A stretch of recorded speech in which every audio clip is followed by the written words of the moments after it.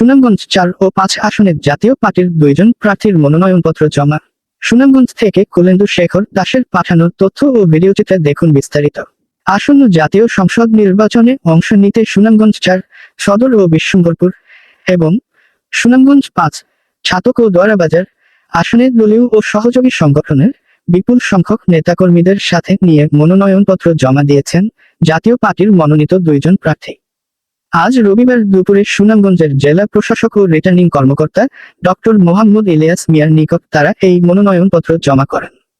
মনোনয়নপত্র জমা দেওয়া প্রার্থীরা হলেন সুনামগঞ্জ ৪ সদর ও বিশ্বম্বরপুর আসনে জেলা জাতীয় পার্টির সদস্য সচিব অ্যাডভোকেট নাজমুল হুদা হিমেল এবং সুনামগঞ্জ ৫ ছাতক দয়াবাজার আসনে জাতীয় পার্টির কেন্দ্রীয় কমিটির সদস্য মোহাম্মদ জাহাঙ্গীর আলম। এ সময় জেলা জাতীয় পার্টি এবং এর অঙ্গ ও সহযোগী সংগঠনের বিপুল সংখ্যক নেতাকর্মী ও সমর্থক উপস্থিত ছিলেন। তৃণমূল পর্যায়ের নেতাকর্মীরা জানান, যোগ্য প্রার্থী মনোনয়ন দেওয়ায় তারা ঐক্যবদ্ধভাবে নির্বাচনী মাঠে কাজ করতে প্রস্তুত। কেন্দ্রে যাবেন তাদের জন্য কোনো ধরনের কোনো হুমকি ধামকি বা বাধার সম্মুখীন হতে না হয় সেই ব্যাপারটা যেন ওনারা খেয়াল রাখেন। উনি আশ্বস্ত করছেন যে পরিবেশ ভালো থাকবে।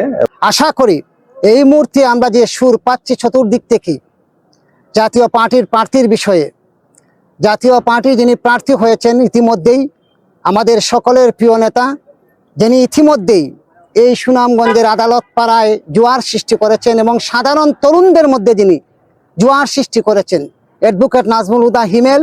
যদি বুথের পরিবেশ সুন্দর হয়, শান্তিপূর্ণ হয়, ইনশাল্লাহ জাতীয় পার্টি এই আসন থেকে অ্যাডভোকেট নাজমুল হুদা হিমেল লাঙ্গল মার্কা নিয়ে বিপুল বুথে জয় হবে।